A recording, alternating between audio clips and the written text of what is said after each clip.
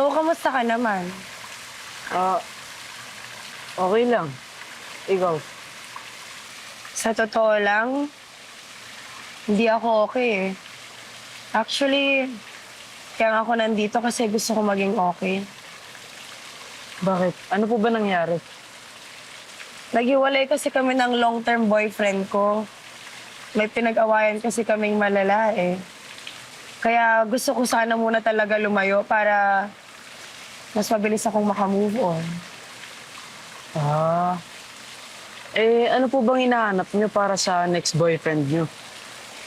Hindi pa naman ako naghahanap ng susunod na boyfriend kasi, syempre, gusto ko rin muna sana mag-heal.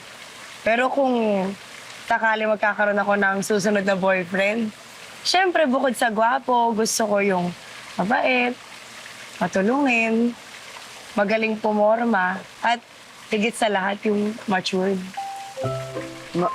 Matured? Ano yun? Ang ibig sabihin ng matured, yung hindi na parang bata kundi mag-isip. Yung marunong na magdesisyon sa buhay tsaka responsable.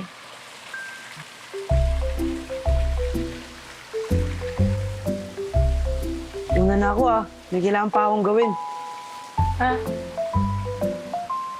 Sige, sige.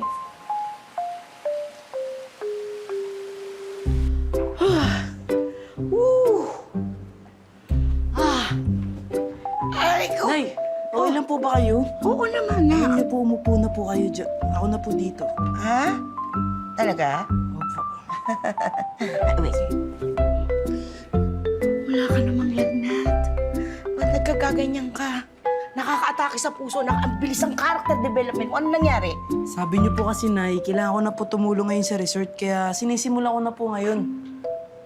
Sige. Sige. Simulan mo na, ayusin mo. Dali. Saka nga po pala, Nay, pwede po bang wag na boy-boy tawag niyo sa akin? Joseph na lang po. No. Tinatawag kitang boy-boy kasi ikaw ang baby boy ni Nanay Luz. Nay, dati pa yun. Wala na yung baby boy mo ngayon. Joseph na to. Wow, bilis ang ganong character development ni Joseph. Eh, di Joseph ka na. Joseph! Hindi. Joseph! Hi!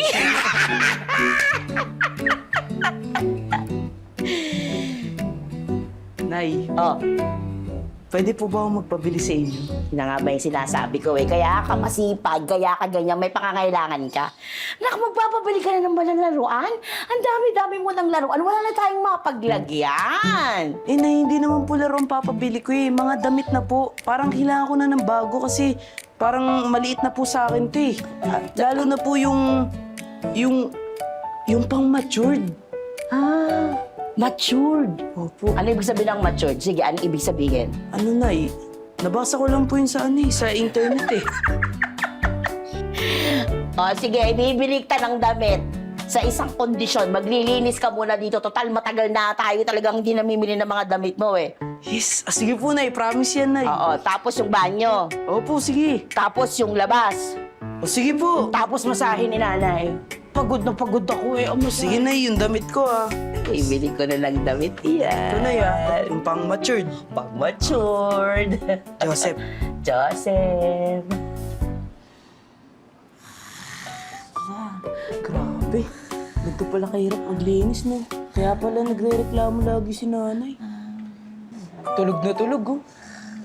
Wow! Ang sipag-sipag naman! Alam mo, pagod na pagod nga ako eh. Kakatapos ko nga lang maglinis ng banyo, ng swimming pool. Lahat yan, nilinis ko yan. Minasahe ko si nanay. Wow, very good ka! Alam mo, lagi kong tinutulungan si nanay sa paglilinis. Ayoko kasi nakikitang nahihirapan siya eh.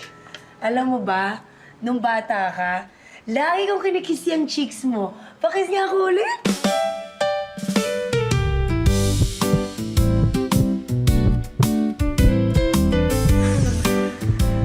Saka nga pala, pwede ba wag na boy-boy tawag mo sa akin? Joseph na lang. Ganun ba? O sige, Joseph. O siya, aalis muna ako ha. Basta.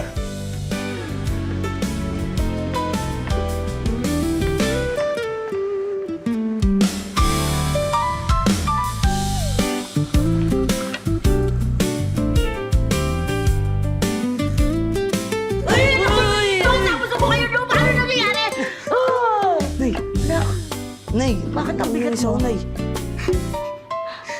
Ano?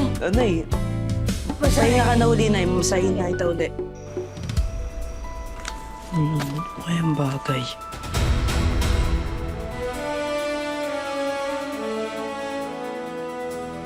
Okay to.